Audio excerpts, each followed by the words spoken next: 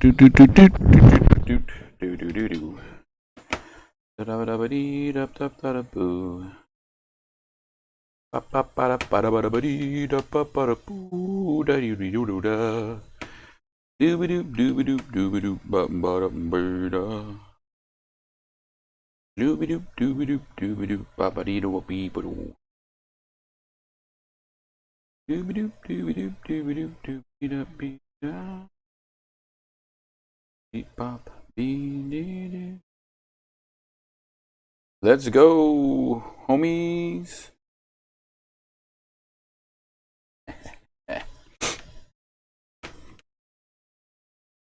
Right, noise, noise, noise.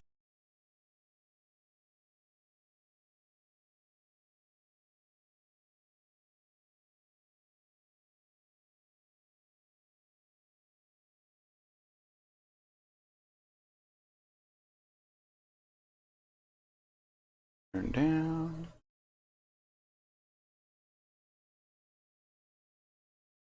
Go. All right. Just a few minutes away from going live, we will be talking about Disney Lorcana Marvel Champions and a new game called The Game of Skate. It's a new trading card game that came out. Solid Bridge Games, based out of Florida,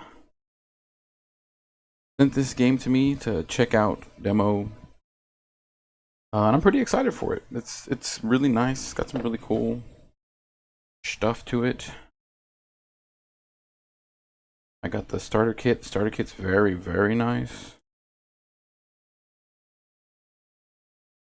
Can't wait to see what else I can get for the game. I'm hoping to work with them.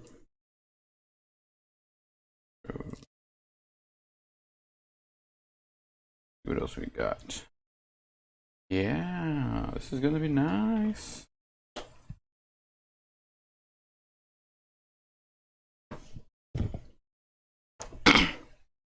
Want to send a huge shout out to my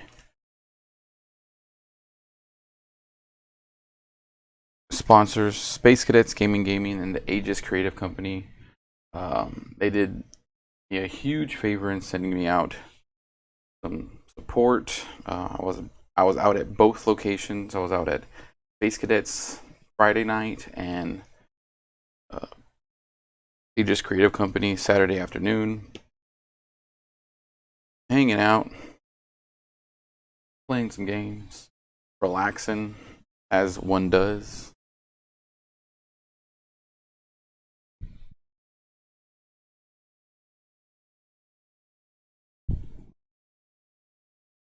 Very excited to get this kicked off and running. The Big Bad Nerd Dad theme song will be coming out very soon, so that it'll have some nice little do do do do. It's the Big Bad Nerd Dad. Do do do do. He's the man. Do do do do. It's the Big Bad Nerd Dad. Do do do do. I've been working on that personally. Just something I've been toying around with. Very excited, very excited, very excited. Need to get my hands on some resin to put on these tokens. I've seen people do. Pretty neat. Although I am very happy with my dice that I've been using.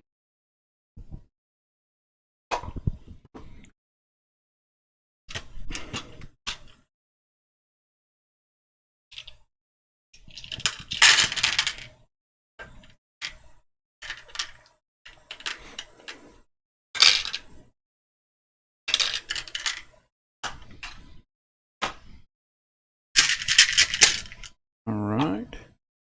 Just 2 more minutes and then we're going to go live. So I can hang out with everybody. Talking about Disney Lorcana, Marvel Champions, and the Game of Skate.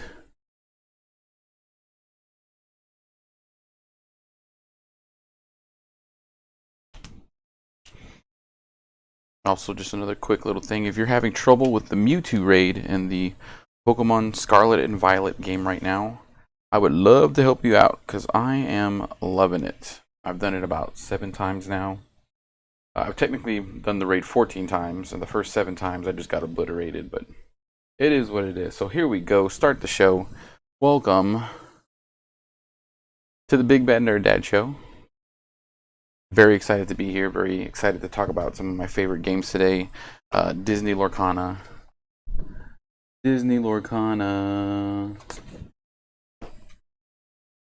Marvel Champions. We'll be leaving up my new favorite character, Spider-Ham. And then we'll also be looking at the game of Skate. This game is not out yet. This is a demo copy that was given to me. Very excited to check it out, see what's going on. It's going to be a trading card game revolving around skateboards, and you're a particular character that does skate moves. I'm not very familiar with skateboarding, but Lulu loves it, so I wanted to check it out. Maybe that's something she'll get into later on down the line. But as for tonight, we'll be working on Disney Lorcana.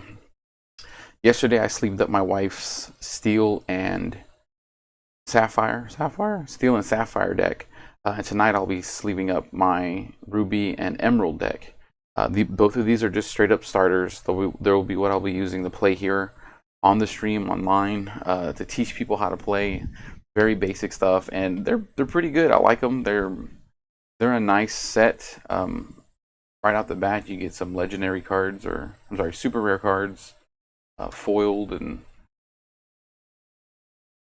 they've got good value to them, and then they're just simple decks to play that let you know how they're working and what they're doing.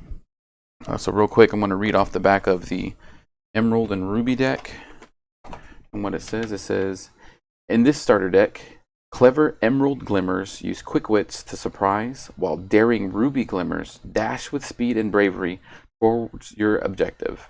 Together, this plucky band should keep your opponents guessing and see you to victory. So one of the things I love the most about Lorcana is that it blends a lot of Disney stories together, because you're not actually playing with the Disney characters, you're playing with copies of them, Glimmers. So while doing that, you can pick up Aladdin, right? Oop. This one's foil, these are really pretty. So this one is the Aladdin Heroic Outlaw, and he's a Floodborn, which means that he comes from an alternate reality where things have gone askew. Here we have Cruella de Vil. She's foil as well. Again, I think they did a fantastic job with these foil cards. You see Cruella herself is not foil, but everything around here has got this really nice little shine to it, a little bit different. And this particular Cruella is Storyborn, which means that she's from a normal timeline, normal universe. So that's the Cruella that we know and dislike. But I'll be cracking. I've already cracked one of the decks open. I have extras. I do plan on giving some of these away eventually, right? As giveaways to get more people into the game.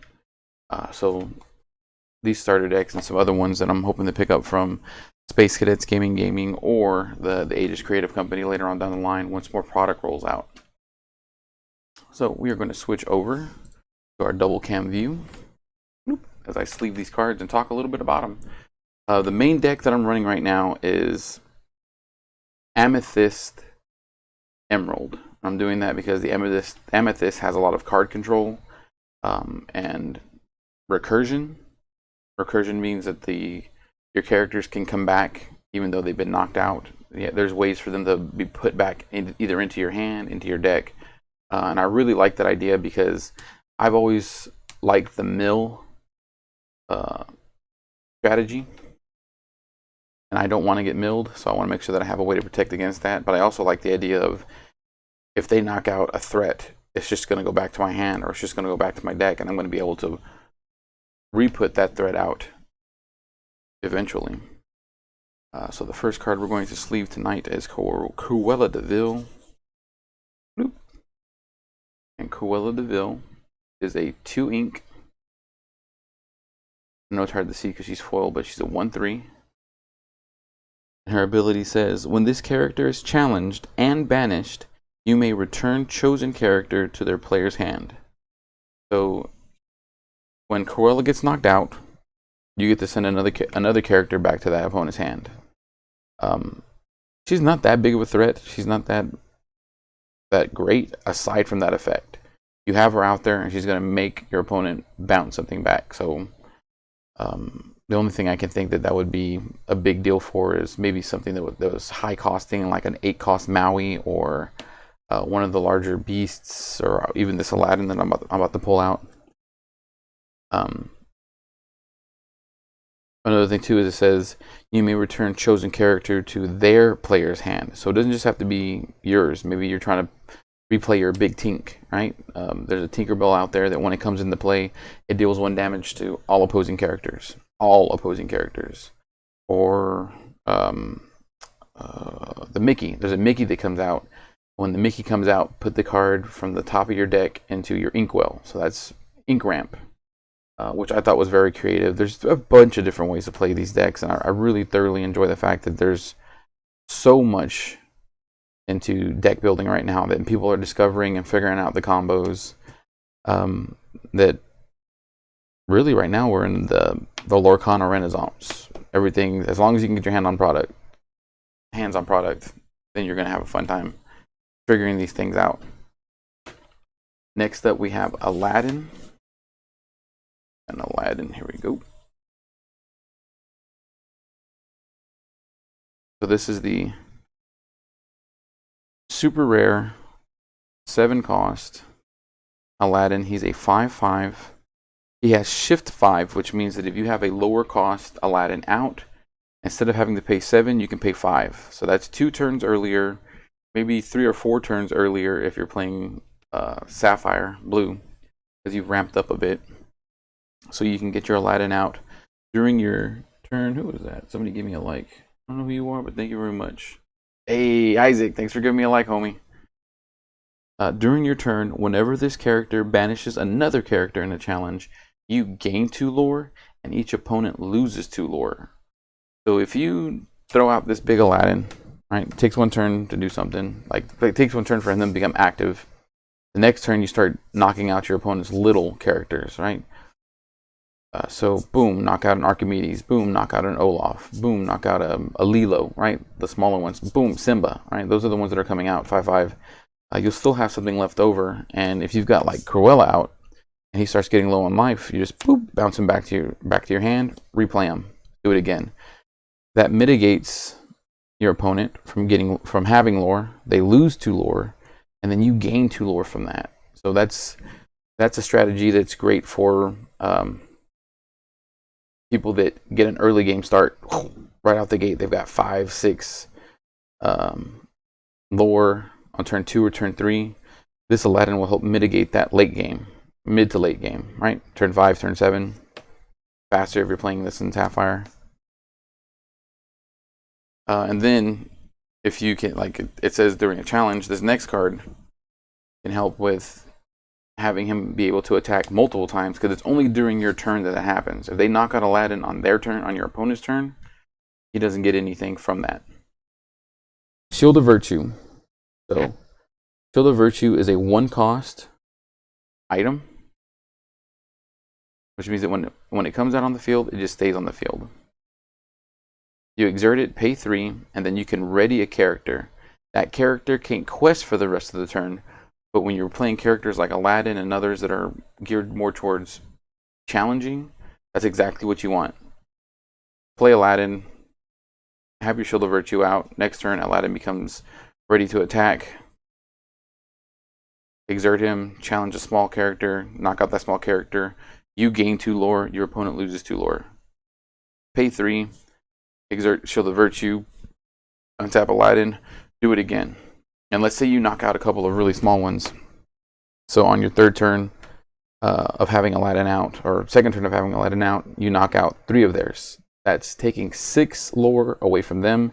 You gain 6 lore, and Aladdin has never tapped for his lore. So if you can maybe have another Shield of Virtue or something else to do it. But I would just continue swinging away with that Aladdin. He's beastly.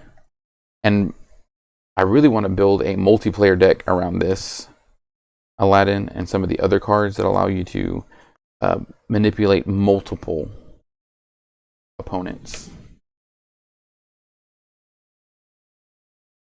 Got another Shield of Virtue.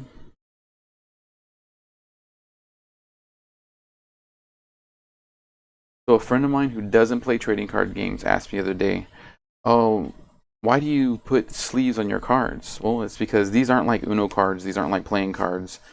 I can't just go out and buy more of these easily, right? I have to protect the value that these cards have. I have to protect the value that these cards have by sleeving them. So that's why I've been doing this over the past few days, sleeving these decks, because Lorcana cards are very hard to get a hold of. This next one is an action. Very simple, pay 1. Chosen character gets +2 attack on their turn. So think of your Aladdin. Maybe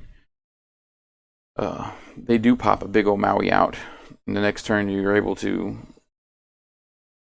fire off 2 of these. He's got a sword or something else to bump up Aladdin's attack. You knock out their big defense character, take 2 lore, make them lose 2 lore.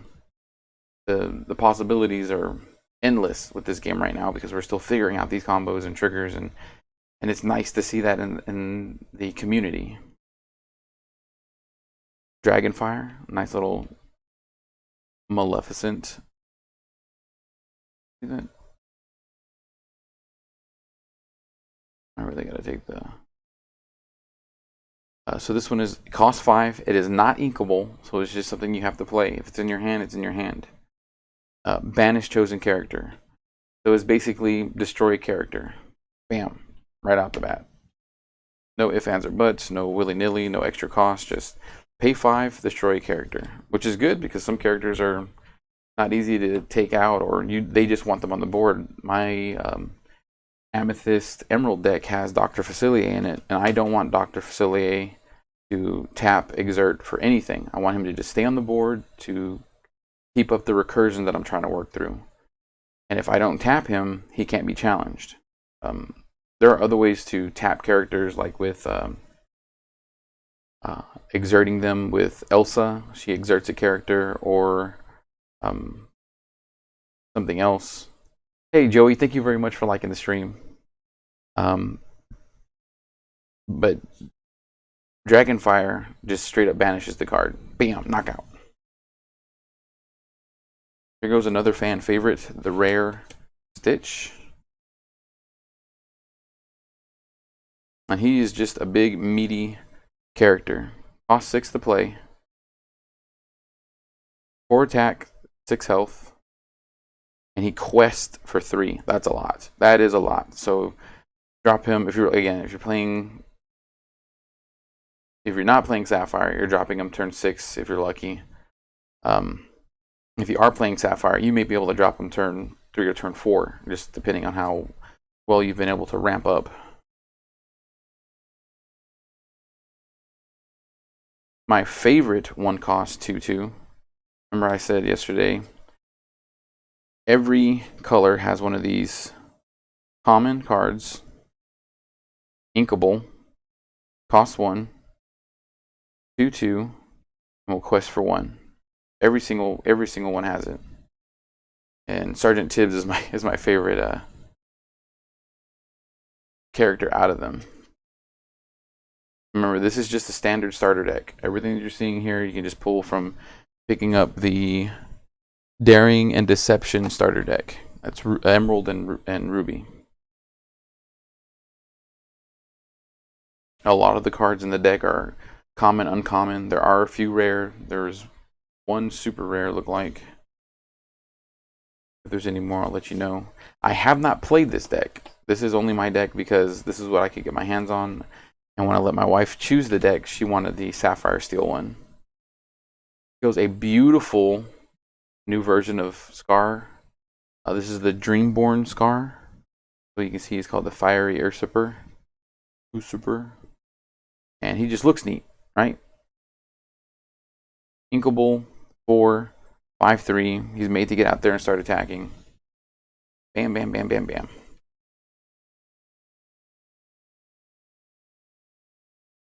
Another Scar, Fiery Usurper.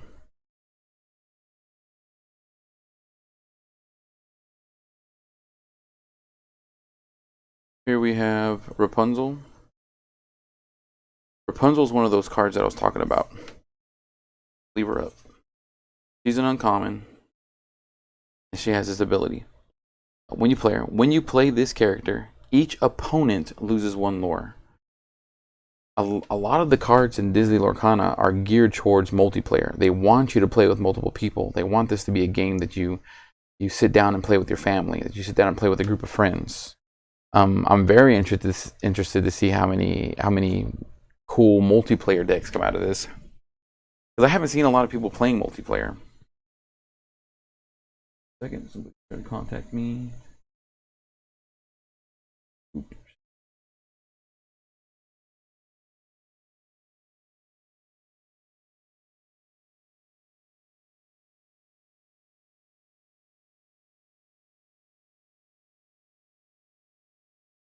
All right, sure. A lot of these cards are geared towards multiplayer, so that's what I want to do, right? I want to play with my wife. I want to play with my friends. I feel like this is a game that Lulu might be able to learn here in the next year or two. That's another reason that I wanted to get in on the ground level of this, so I could show people how to play, so I could learn how to play myself, and so that I have a game that my daughter would want to play with me, because she loves Tangled, she loves Frozen, she loves Moana. All of these IPs, all of these Disney characters are things that my daughter, my 5-year-old, knows and loves, and is a great entry point into a trading card game, right? She loves Pikachu, right? So the Pokemon game's there too. And this game is very interesting because it's not very dynamic in the fact that there's nothing going on there's nothing you can do on your opponent's turn to mess with them. With the exception of them attacking your characters that do certain things, like the Cruella de Vil that pops things back to your hand, or the Cheshire Cat that when it gets banished, it banishes the card that banishes it. Yeah. So this is a very simple, very family-friendly game, which I think that multiplayer will have a very good place in organized play, right? Getting this game out. One of my favorite cards in the entire deck, Pongo. Not because I'm a big 101 Dalmatians fan, but because it has the evasive mechanic. And evasive is very simple. Only characters with evasive can challenge this character, right? So when he goes to, you're not going to be swinging with him a lot. This character is made to quest, gain 2 lore, and then not be hit, not be touched, because he's evasive. Very few people are running evasive right now. So it's neat. I had originally wanted to run Emerald Amethyst evasive with like Amethyst control built in, and I think that's what I'm going to go back to instead of doing the recursion trick that I was trying to do. This deck came with 3 Pongos, nice 3 good evasive characters. Here goes a rare LeFou.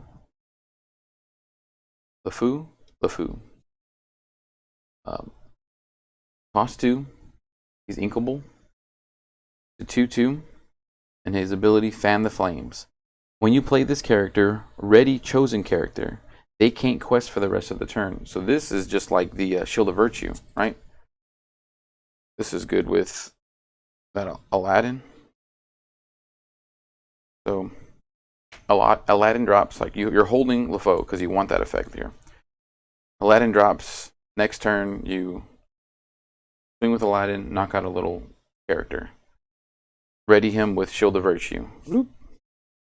Then you swing at another character, knock him out. Gain 2 lore, your opponent loses 2 lore. Pay 2, play LeFou. LeFou says, when you play this character, ready chosen character, ready Aladdin. They can't quest. You don't want Aladdin to quest. You want him to swing again, knock out something small. Boom, boom, boom, boom, boom. Multiple attacks. Like I said, very, very good.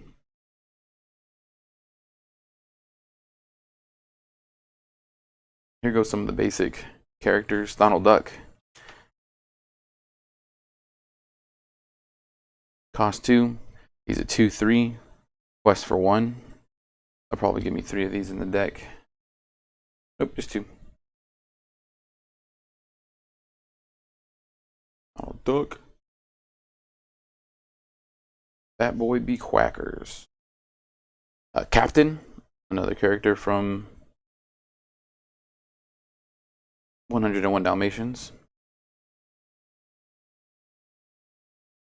5 cost, inkable. He's a 6/5, so he's a big beefy character, and he's an uncommon.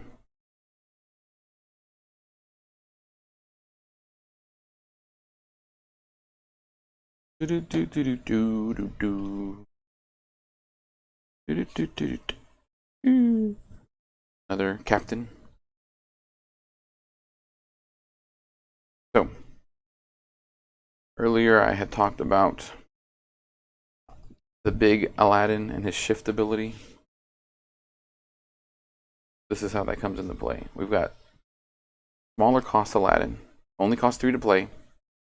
He's a 2/2, and his ability is improvise. When you play this character, each opponent loses 1 lore.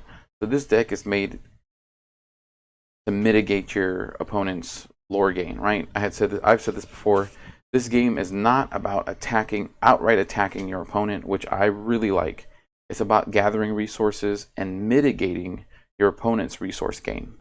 You're constantly trying to gather lore, and a majority of the time you're knocking out your opponent's characters to stop them from gathering lore. This straight just takes it from them. When you play this character, each opponent loses 1 lore. I want to make this this ruby emerald deck into a multiplayer deck. I want to fill it with more of the better multiplayer cards and have that for when I sit down with a group of people, because I think that this is going to be fun, and it might get me targeted to get knocked out early, but I can see that this is a really good idea, just the way that it's built. This deck comes with 3 of those Aladdins.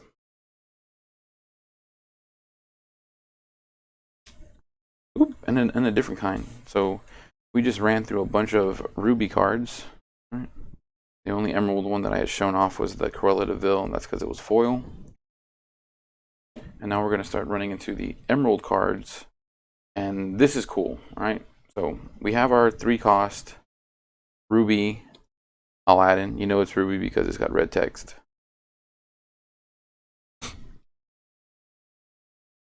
And here we have a 2 cost emerald Aladdin. And you can have multiples of the same character out at the same time. Again, the idea behind the game is that you're a Lumineer and you are drawing these characters into existence. Kind of neat. Cost 2. 2/2. This character has ward, which means he can't be targeted except for challenges. You can target him with a challenge, but that banish card that I had shown you earlier, Dragonfire, can't target him. Anything that would say bounce him back to your hand, can't target him. Really nice. Keeps the character safe except from challenges, and really with things like this, it's really trying to get out this big Aladdin with his shift 5 faster earlier. Oops. Oh. It looks like we'll have 2 of those Aladdins.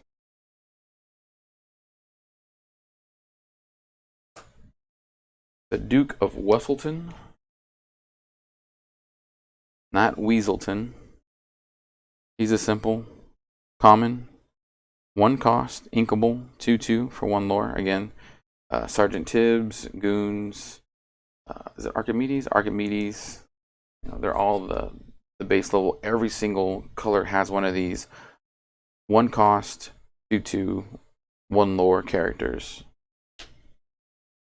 And I think that they're great value. And they're common cards, so everybody can get a hold of them. 2 of those Dukes of Wesselton. A Stolen Scimitar. Cost 2. It's inkable. Chosen character gets +1 attack this turn. If the character's name is Aladdin, this deck is filled with Aladdins, he gets +2 attack instead. So your 5/5 Aladdin turns into a 7/5 Aladdin. And then the Abu card, he's got a sword. It's in there somewhere. gives you an additional 2. So that bumps you from a 5 to a 9 for the cost of 3. And really, once you pay for this Stolen Scimitar, it's just out, and you tap it to use it. Right? It stays on the field.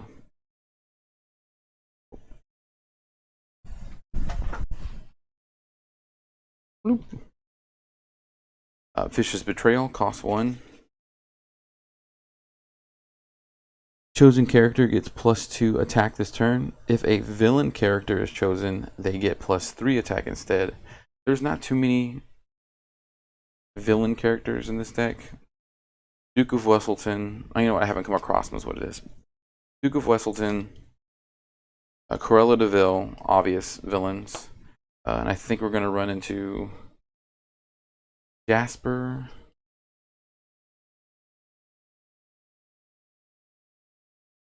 One of Cruella's henchmen in here.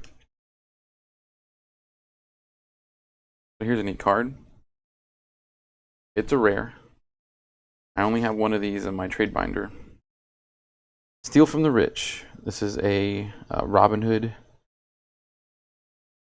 scene, and it says, whenever one of your character quests this turn, each opponent loses 1 lore. Again, this is a already straight out of the box. It's a great multiplayer deck. This is going to mitigate multiple people from gaining lore. It's got a little flavor text at the bottom. It says, wonder how much Prince John spent on all those fancy locks.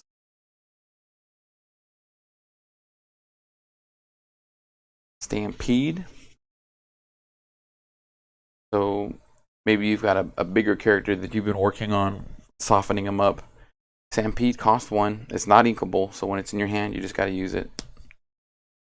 Deal 2 damage to chosen damaged character. So let's say you're working on a big Maui, or you're working on trying to think of other characters that are big. Even the Aladdin or the brave little tailor Mickey, right?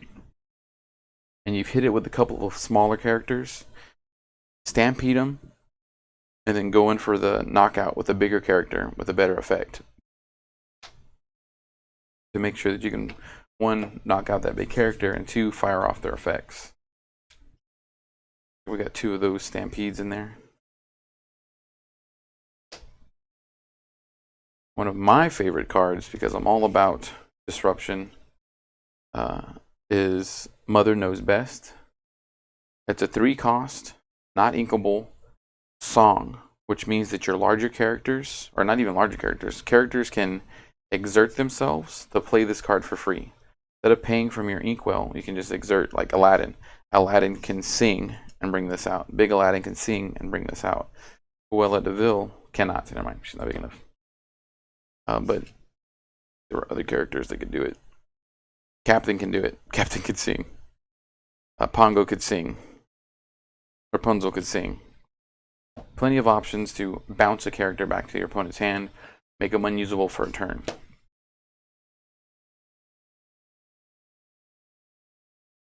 Ooh, and this deck came with 3 Mother Knows Best.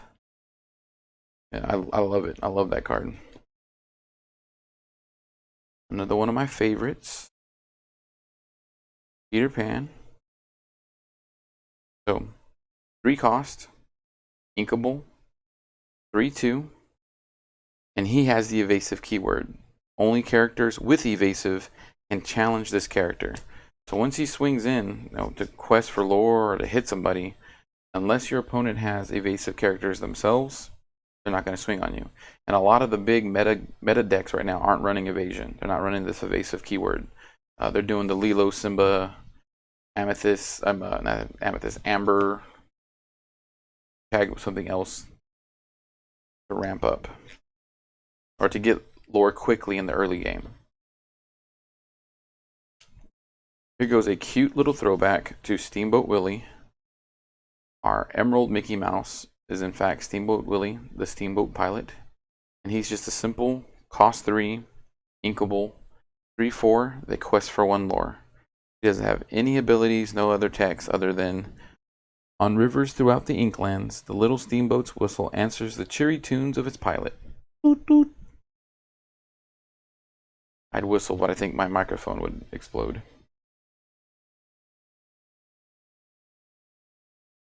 Looks like they gave us 3 steamboat willies. And I believe they came out with some play mats and deck sleeves and deck boxes with that art on it, and it's super cute. Megara. Hercules is one of my favorite animated movies.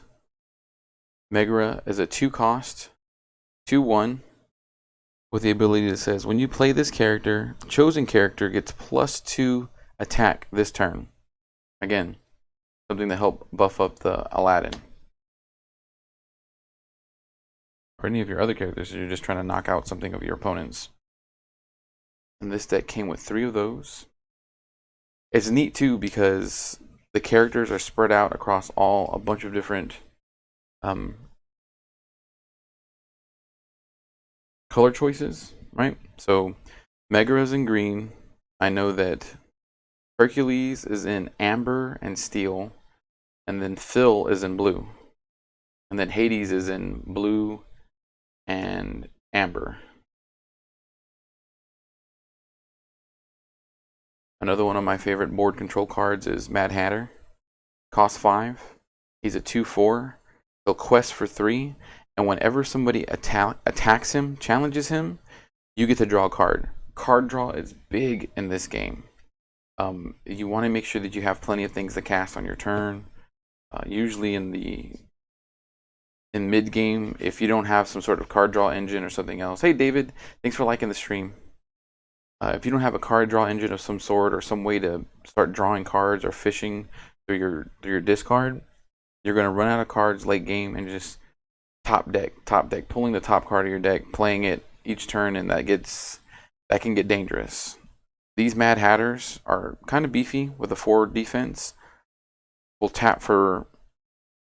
quest for 3, so that puts a lot of lore in your stockpile, and then they're a big target. Like, your opponents want to knock him out because he's going to get you 3 each turn. But if your opponent attacks him and can't kill him in one shot, then that gets you a card. That gives you card advantage. Great card. And this deck comes with 2 of them.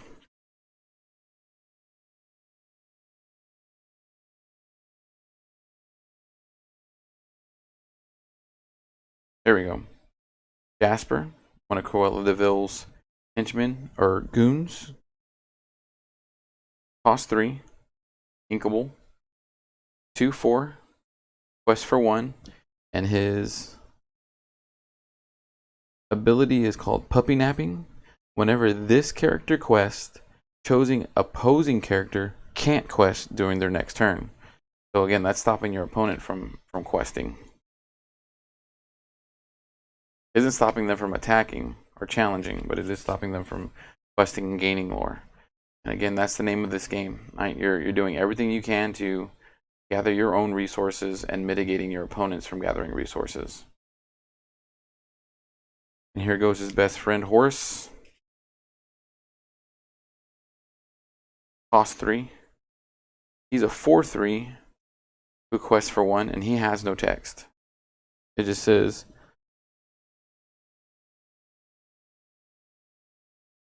well, they ain't in here, Jasper. This is little flavor text. You get 3 of him.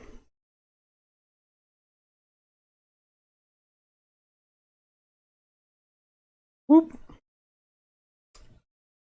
Then for a little fun, you get a rare Iago. Loudmouth Parrot. Cost 3. He's a 1/4, so he's a decent defender. And then he has an ability. Chosen character gains Reckless during their next turn. Reckless means that they have to attack and they cannot quest. So if you're forcing your opponent to swing into you, let's say you got the Mad Hatters or you got something else out, you're forcing them to attack your characters, making them discard cards, making you draw cards, putting them into a bad position to where they may be damaging characters that they don't want damaged. Like if Iago taps and I have my Dr. Facilier out, I don't want him tapped at all. But if he's chosen to have Reckless, he has to challenge. He has to attack. He has to beat something up and exert himself. And again, this Ruby and Emerald, this red and green starter deck from Lorcana came straight out like that. Had all these cards in it, great synergy, fun to play, and gives you the opportunity to play a decent deck at a good price.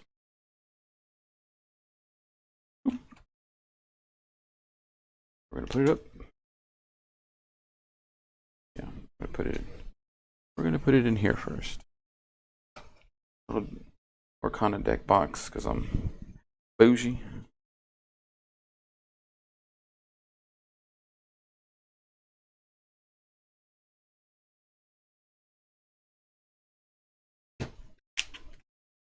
Put my Lorcana cards into my nice deck box.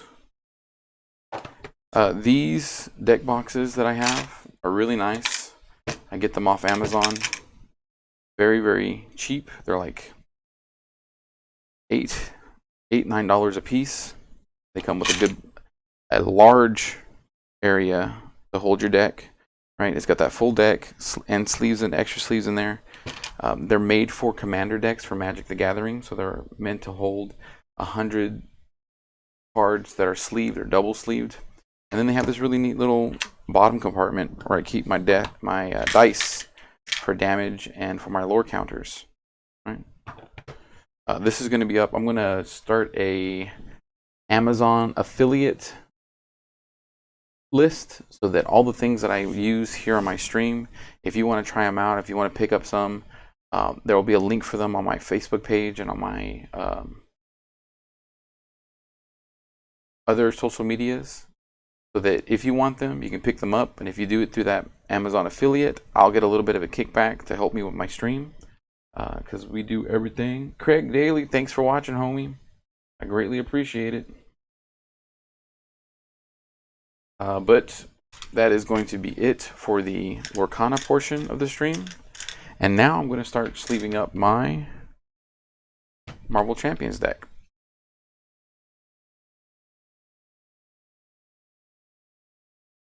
So a lot of this stuff I've had for a while, and I just started cracking it out. This Spider-Ham deck, Spider-Ham,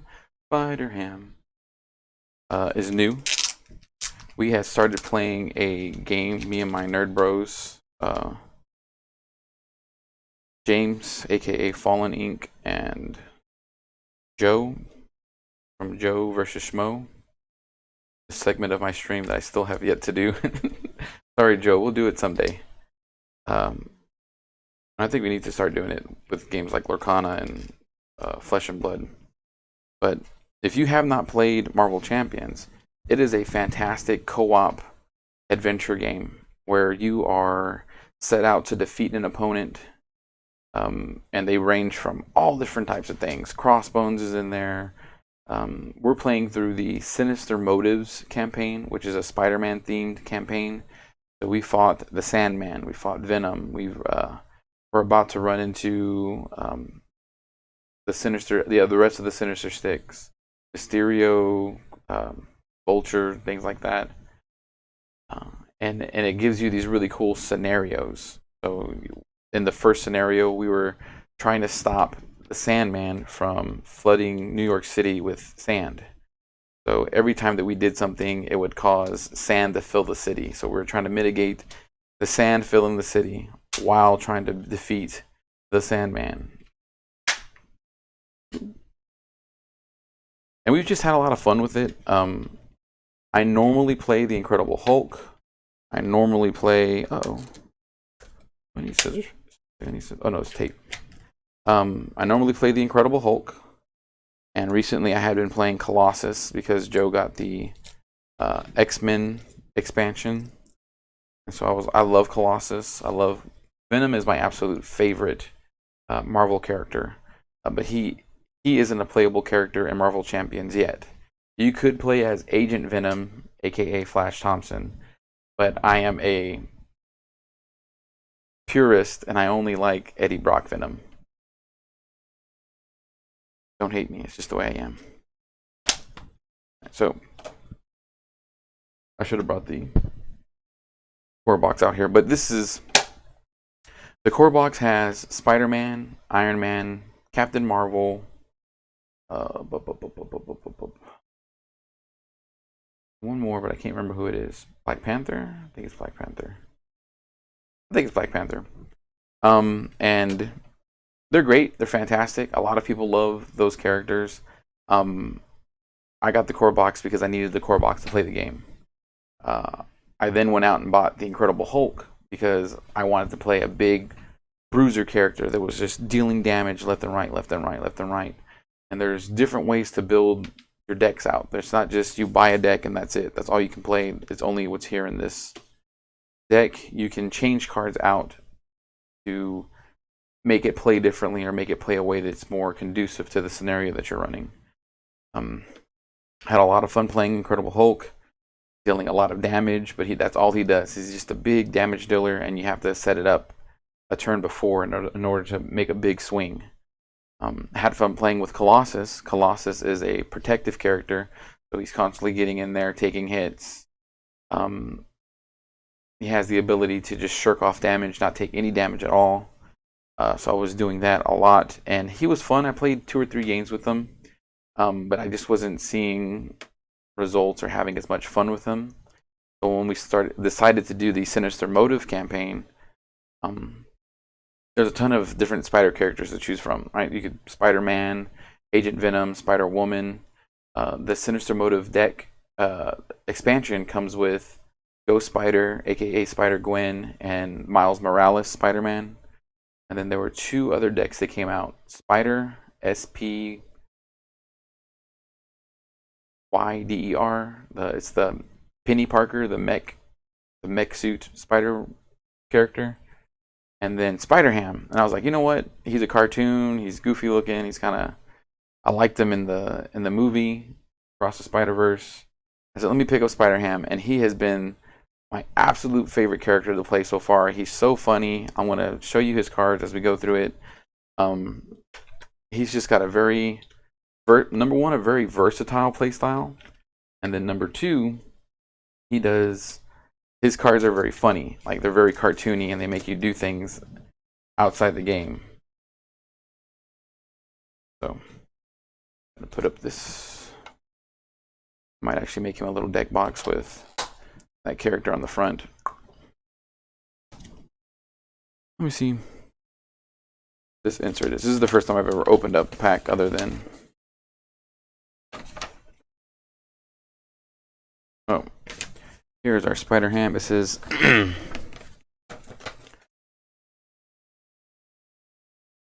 Spider-Ham Hero Pack. Who was that? Olympian. Hey, Olympian. Thank you very much for following me on Twitch. I greatly appreciate it. Spider-Ham Hero Pack. A simple spider who was bitten by a radioactive pig. Peter transformed into an anthropomorphic swine. With the spectacular abilities of a spider and the physical limitations of a pig, Spider-Ham has dedicated his life to fighting injustice. So, he's really neat. There's different types of decks within this game. So there's aggression. Incredible Hulk is an aggression deck. There's protection. The Colossus deck that I was playing is a protection deck.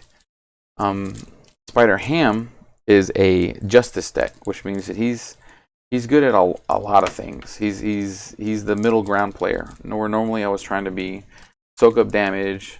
Hey, Olympian, thanks for rating my stream. Thank you very much. Woohoo! Thank you. So, Spider-Ham is that middle of the road. Does a lot of things good. Doesn't do one thing great. Thank you very much. Thanks, Tim Roller. Wow, Tim Roller. Thank you, thank you, thank you. Or is it Time Roller? So we're going to start by showing off the Spider Ham. Time he sent us your way. Thank you very much. Thank you, thank you. Right now we're doing Marvel Champions.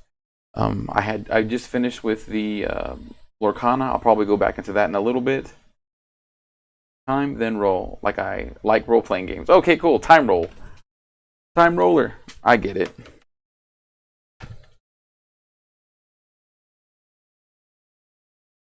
So we'll go back into a Lorcana in a little bit, and then I want to talk about another trading card game that's coming out here later, next year, I think. But Spider Ham is a cartoon web warrior, so that'll come into play a lot. We just did some Lorcana and then Dungeon Drop and some Gap. Oh yeah, Lorcana is so much fun. Really loving Lorcana right now. Oh, and Gothic Horror got a lot on the team. Oh, Gothic Horror, nice. Spider Ham is a web warrior and a cartoon. The cartoon comes into play because he builds toon counters, which can be used as resources, and then web warrior, which is the Spider-Man affiliation faction, right? There's several cards that have to deal with web warriors. So each toon counter on Spider Ham can be spent as if it were a wild resource. Spider Nonsense. Anytime Spider Ham takes damage, place one toon counter on him. Peter Porker. Cartoon Power. Response. After you make a basic recovery, when he heals, place one toon counter on Peter Porker. So this guy is generating a lot of free resources anytime he gets hit and anytime he heals with his rec ability, right? So that's going to come into play in his deck. Captain Americat. Kind of cute, right? Bloop. Captain Americat. After Captain Americat enters play, give someone a high five. Place one toon counter on your identity and shuffle one Spider Ham card from your discard pile into your deck. Again, this Spider Ham deck does things outside of the game. Give somebody a high five. Pap! If you don't give them a high five, you don't get the card effect. That's the way it is. That's how I play. Ham it up. Remove one threat from a scheme for each toon counter on Spider Ham. It's free to play, and if Spider Ham has built up 5 or 6 5 or 6 toon counters, you're removing a lot of threat for free.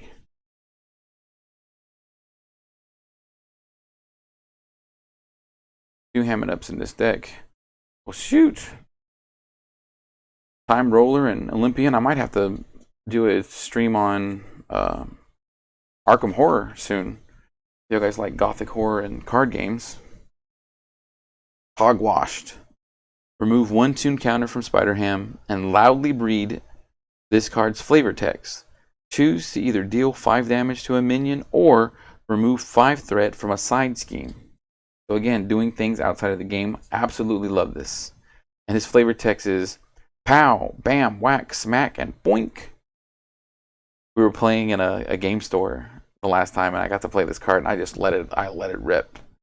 I'm not gonna do it now because I don't want to blow out my mic or blow out your eardrums. I don't think so. Cost 1. When you reveal a card from the encounter deck, remove one toon counter from Spider Ham. Say "I don't think so" in your best Spider Ham voice. Cancel the effects of that card and discard it. Get out of threat free.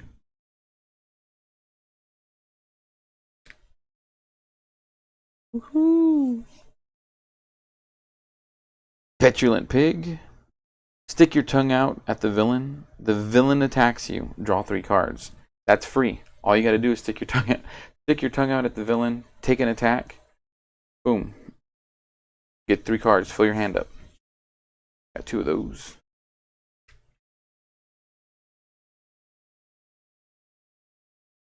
Swinging Web Pig. So this is a play off of the Spider-Man card in the core deck. There's a swinging web kick. And the web kick is a little bit more powerful. I think it deals 2 more damage. This one deals 6 damage, and you confuse the enemy. If you confuse the enemy, then the enemy cannot scheme or create threat on their schemes. I got 3 of those.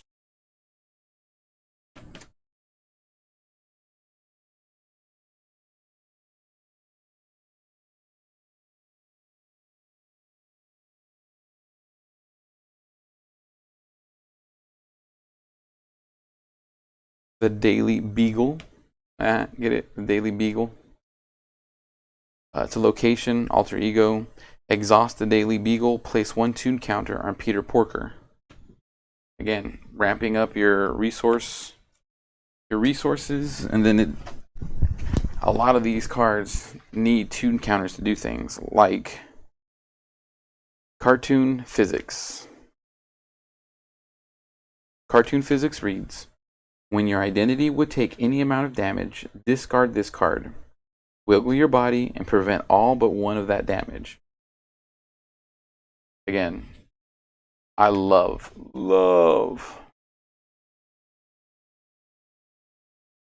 this deck for doing things like that. Huge Wooden Hammer. Huge Wooden Hammer reads, when Spider-Ham makes a basic attack, exhaust Huge Wooden Hammer and remove 1 tune counter from Spider-Ham. Spider-Ham gets +2 attack for that attack, and the attack gains overkill. In other words, when you deal damage to a character and you would knock it out, the damage will spill over to the main villain if you're attacking a minion. Organic Webbing. I think this is another one of the Spider-Man things. Cartoon Superpower. Spider-Ham gets +1 thwart. Hero action, exhaust webbing, and remove 1 tune counter from Spider-Ham. Ready Spider-Ham. He gains the aerial trait until the end of the phase. I'm not quite sure what all the aerial trait does within this deck, but there are other things that the aerial trait relies on. But being able to ready him is really nice. Yep. Lady Spider. The Web Warrior ally that you get to play. She costs 4 to play. She has 2 thwart and 2 attack. And after she thwarts and removes threat from a scheme, if you control another Web Warrior, which as long as you're playing Spider-Ham, you always have a Web Warrior out, you can remove an equal amount of threat from a different scheme. So you're double threat removal just for playing Spider-Ham. Now, she is just a generic card. She is not part of the core Spider-Ham deck. So you could potentially take her out and put her into a different deck. But I think that she's really good for Spider-Ham and his Justice. Here goes, I believe this is Indian Spider-Man. Paviter Prabhakar. I can pronounce that last name. An alternate, universe Spider-Man, costs 3, 1 thwart, 1 attack. He's a Web Warrior. After Spider-Man enters play, remove 1 threat from a scheme for each Web Warrior card you control, including this Spider-Man. Again, this deck is very good at a lot of different things. It's not just attack, it's not just threat removal. It's a nice balanced deck. Even the odds, you have to play a Justice or yellow while paying for this card. Spend the listed resources. You play this card, remove 1 threat from each side scheme, and deal damage to the villain for each side scheme defeated this way. So not only is it removing threat, it's also dealing damage to the main villain. Get a couple of those in the deck. 3 looks like.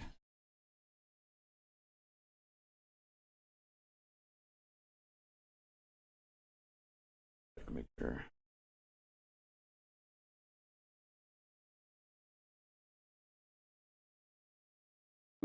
There we go. Beauty Spider. Yep, even the odds. 2 great responsibilities. This is a neat card. Cost 0. Hero Interrupt. When any amount of threat would be placed on a scheme, you take it as damage instead. So you also have to think about all the really cool damage mitigation stuff that Spider-Ham already has. Like cartoon physics. Let's say the villain's going to place 7 or 8 threats onto a scheme. You can play Great Responsibility, sacrifice your cartoon physics, take 1 damage instead of the 7 or 8, and then you get to put a tune counter on yourself for that. Great versatility, great combos already built into this deck.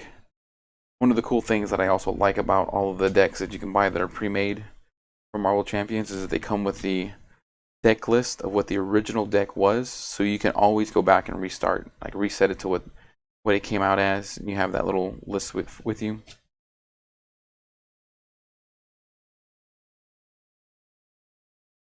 Making an entrance. Oh, let me read that out. When your hero makes a basic thwart, it gets +2 thwart for that thwart. After that thwart ends, if your hero removed all threat from a scheme that way, heal 2 damage from your hero. So, thwart is what you do to remove threat from a scheme. Split. Get 3 of those. Only cost 1. A lot of low cost stuff in here, and which is really neat because you're generating resources every time you take damage or every time you heal Peter Porker. One way or another.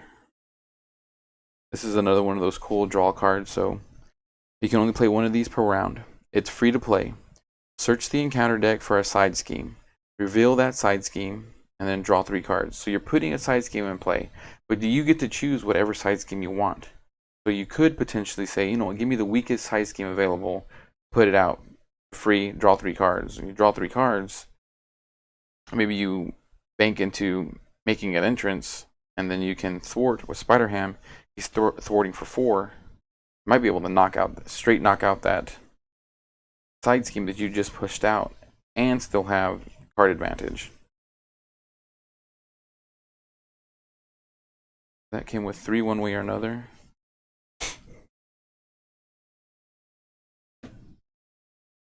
Followed. This is a nice Justice card. Attached to a side scheme, max 1 per scheme. When attached scheme is defeated, deal 4 damage to an enemy. Not a minion, not the boss. You get to choose where it goes. There are 3 of these in the deck, and I remember, man, I chained it together really well, where there's this one, where if the scheme is defeated, you deal 4 damage. And there's this one right here, Overwatch. Attached to a scheme, max 1 per scheme. When any amount of threat is removed from the attached scheme by a thwart, discard this card. Remove an equal amount of threat from a different scheme. Right? So let's say I do the combo. I hit, not followed, where's the other one? Making an entrance. Make an entrance, and then several of the other schemes have Overwatch and followed. I'm knocking out each of those. Knock out an Overwatch. It deals 4 threat to another one, takes it off, followed. I think the last game we played, I did it to 3 different schemes, popped 3 different schemes, dealt 8 damage to the main villain, and then healed myself for 4. It was really neat to see go off. Overwatch. All right, here go some of those basic characters. The Scarlet Spider, he's a web warrior.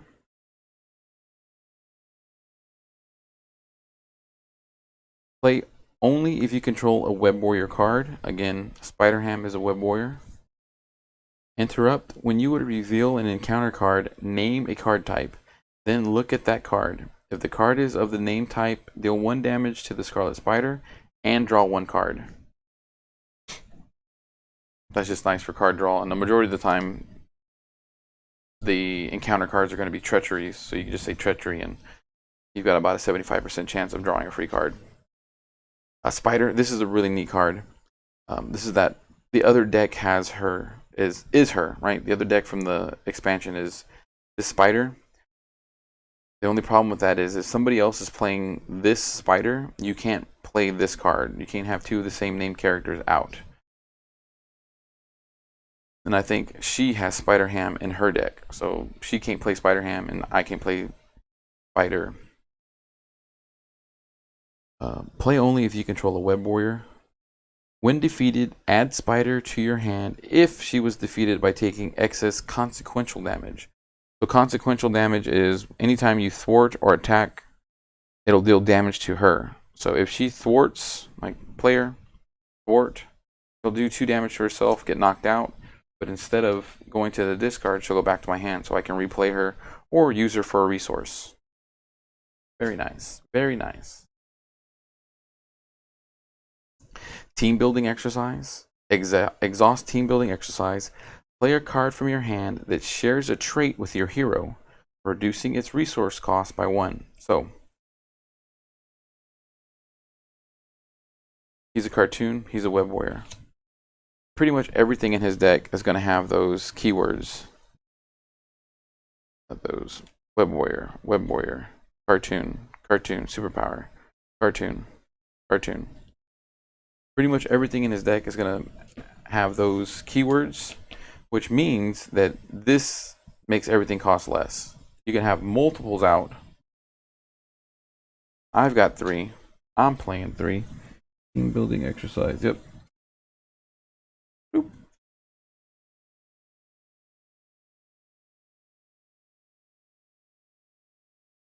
Web of Life and Destiny. And then this one plays off of that too. It's a location, but it's also a Web Warrior, so it'll work for that team building exercise. Ignore this card's resource cost if your identity has the Web Warrior trait. He's a Web Warrior, so this is free to play. After a Web Warrior ally leaves play, choose a player. That player draws 1 card.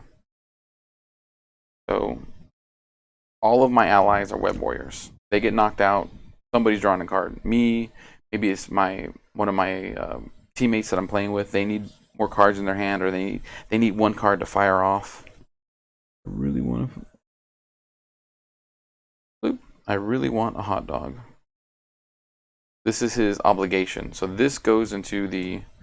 I actually don't want to sleeve it like that. I want to sleeve it. I'll sleeve it like that. Doesn't matter. I really want a hot dog. Anytime you draw from the encounter deck, your obligations are in there hiding, waiting to mess things up for you. It's a little rough, but it's the way the game goes. Various Trap. The Green Gobbler.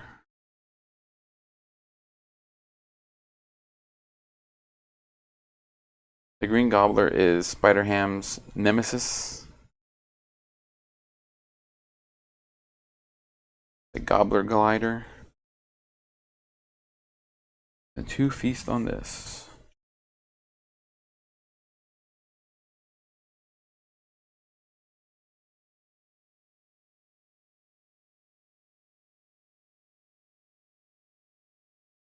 Warrior of the Great Web.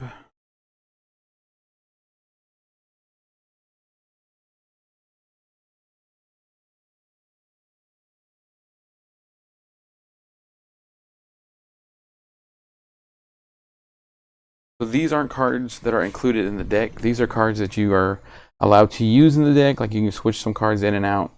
You can give them to your friends so that they can have this ability, and it's really neat. This one in particular, cost 1. It's an upgrade. Warrior of the Great Web. Title. Attached to the character with spider in its name. Max 1 per character. Attached character gains the Web Warrior trait. After a Web Warrior ally leaves play, attached character gets +1 attack until the end of the phase. So what I could do is, let's say I'm playing, like the other day I was playing with,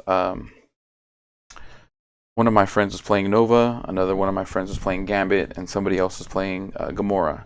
I could pay 1, Warrior of the Great Web. I guess it won't work on them because they're not a spider. But Spider Woman, Ghost Spider, this Spider, SPIDR, generic Spider-Man.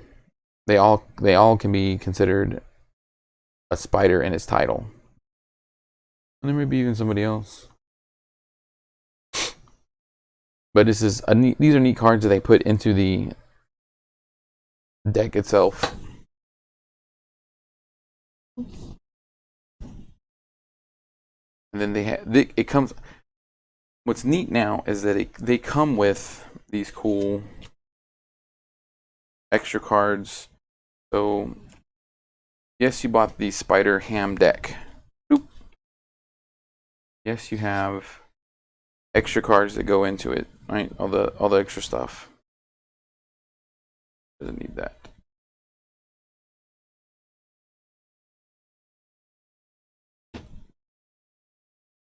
It comes with an extra villain set, so you can add these to your current card.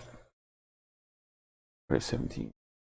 Add this into your current scenario that you're running. So this one is the side scheme of hunting the spider totems. When the villain phase begins, discard the top 3 cards of the encounter deck. Put each inheritor minion card discarded this way into play engaged with the player, who controls a web warrior character if able. Otherwise, put each inheritor minion discarded this way into play engaged with the first player. So this is obviously Spider-Man themed. The inheritors, right? They're out there hunting spider characters. And it comes with 1, 2, 3, 4, 5, 6, 7, 8. 8 inheritor minions. And these guys are bad. These guys are mean. They're out there. They want to destroy spider characters. And if you're putting this into the scenario, you're obviously playing some sort of Spider-Man character, right? This is really neat because they've started adding these into each of the decks. So there's a little extra to put into your games, right? Let's say you run out of all of the expansions, you run out of all of the core box scenarios you can do. These are adding a little extra to your scenario so you can try different things. On the Fantasy Flight? On the Fantasy Flight website, they actually have a downloadable content character 2. Where did he go? Where did he go? Oh no, disappeared. Oh, there it is. Big dopey, right in front of me.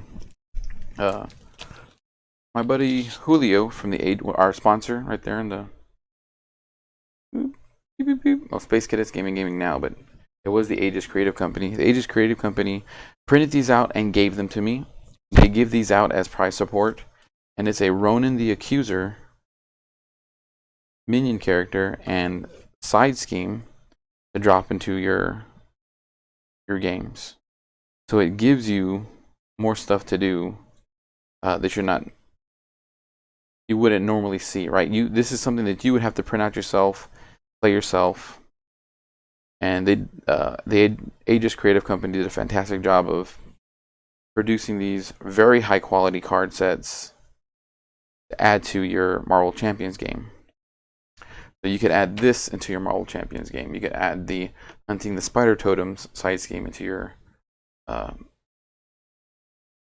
Marvel Champions game to put a spin on it, to make it a little bit more difficult, to do something that other people haven't played before. I should be playing in an event coming up on the 17th. We're going to see how that works out. I'm excited for that. Bop. Ooh. I need to get a deck box for this guy. But I have a Lorcana deck box. I'll go in there for right now.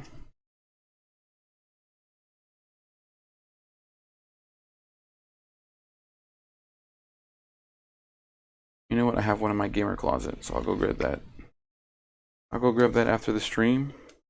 I do plan on streaming some Lorcana. I do plan on streaming some Marvel Champions tomorrow night.